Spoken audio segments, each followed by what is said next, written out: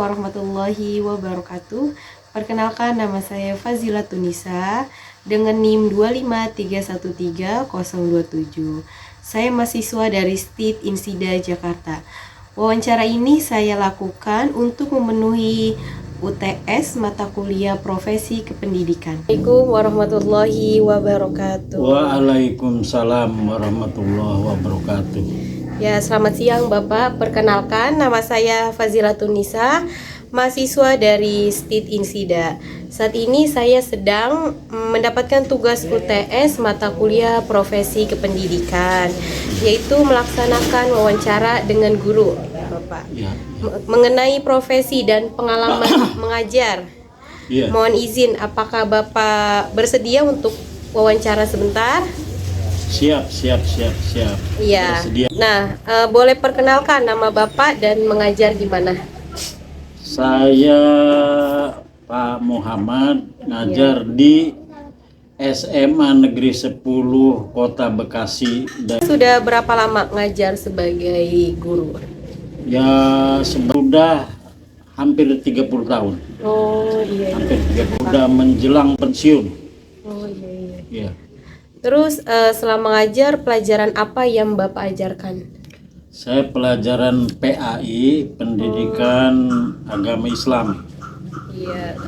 Nah, saya ingin bertanya, apa yang menjadi latar belakang Bapak dan motivasi Bapak memilih sebagai profesi guru? Sebetulnya sebagai guru yang saya minati, yaitu pendidikan agama, di mana masyarakat kita itu masyarakat agamis. Iya, betul. Sehingga dibutuhkan satu nilai-nilai pendidikan agama yang benar, sehingga tidak terlalu banyak perbedaan agama yang meruncing. Itu. Oh iya. Terus bagaimana pandangan Bapak tentang kode etik dan profesionalisme seorang guru? Kode etik dan profesionalisme guru. Jadi memang sebetulnya guru agama itu harus mewarnai daripada sekolah satuan pendidikan itu, di mana kebanyakannya mayoritas itu pengaruh media sosial dan lain sebagainya, sehingga pendidikan agama itu agak bergeser gitu. Terutama guru-guru juga kelihatan seolah-olah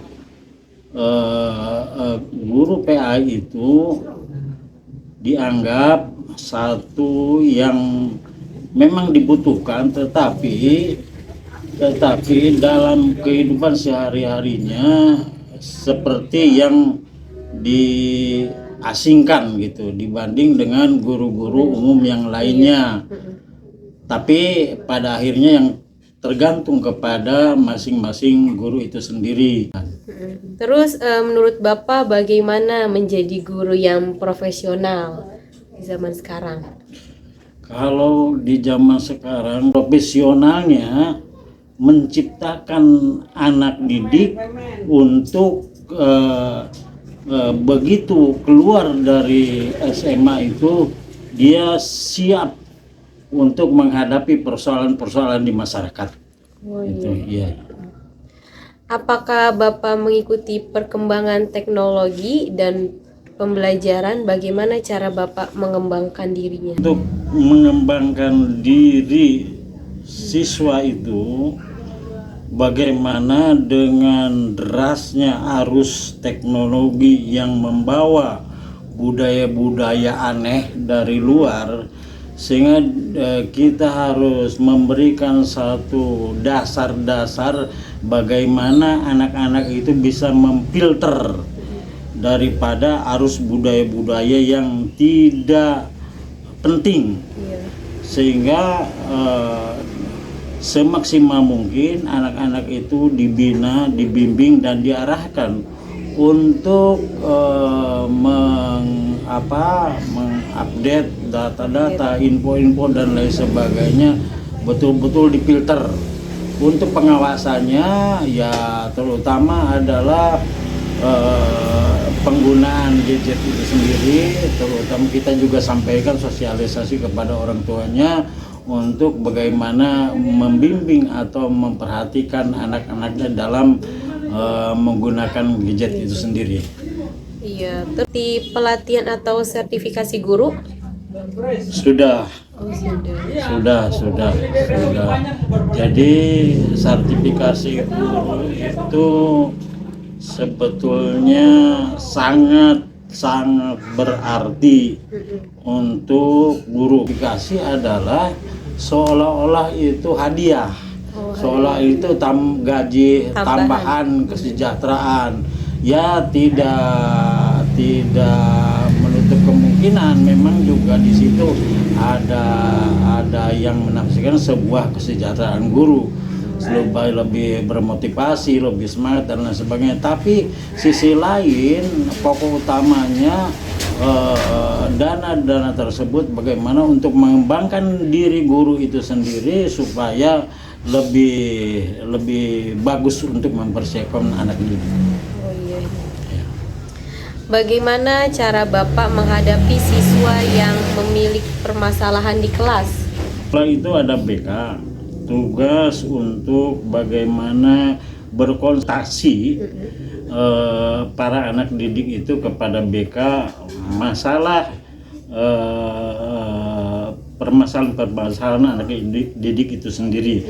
Tetapi di sini apabila terjadi satu permasalahan siswa di kelas, itu guru itu sendiri yang harus menangani sebelum ke BK. Apabila guru itu tidak mampu atau sudah maksimal, kemudian si anak itu masih juga tetap bermasalah, maka kita konsultasikan dengan BK. Iya. Ya itu. Iya, terus bagaimana cara Bapak menjalani kerjasama yang baik dengan orang tua? Kerjasama yang baik dengan orang tua. Iya. Yaitu tadi, jadi kesulitan sekali kita bertemu dengan orang tua, paling kita bisa bermusyawarah atau bagaimana solusinya tentang bagaimana supaya anak-anak itu lebih ada perubahan dengan komite.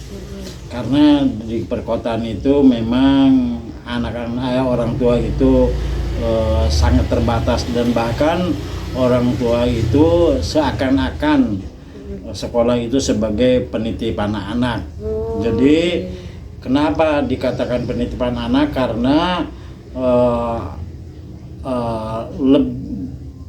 orang tua itu kebanyakannya itu menuntut sekolah seperti anak ada kekurangan apa secara perilakunya di rumahnya dan lain sebagainya. Nah, guru lah dijadikan sasaran bagaimana untuk menangani anak tersebut. Padahal guru itu hanya bisa bertemu di sekolah dengan anak itu. Jadi kerjasamanya ya paling kita hanya sebatas ketika anak itu ada di sekolah, kita menyampaikan pesan-pesan dari orang tua kepada anak itu sendiri, sehingga anak itu sendiri diharapkan untuk ada perubahan dengan pesan tersebut. Iya. Gitu. Iya, terus terakhir pesan Bapak untuk saya nih sebagai calon guru gimana? Saya berharap Nisa itu harus betul-betul sabar gitu, menangani anak-anak, perilaku anak-anak, perubahan anak-anak. Bapak atas waktu dan jawaban yang telah Bapak berikan. Semoga hasil wawancara ini bermanfaat bagi saya untuk memahami lebih dalam tentang profesi guru.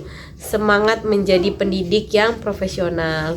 Sama-sama Nisa.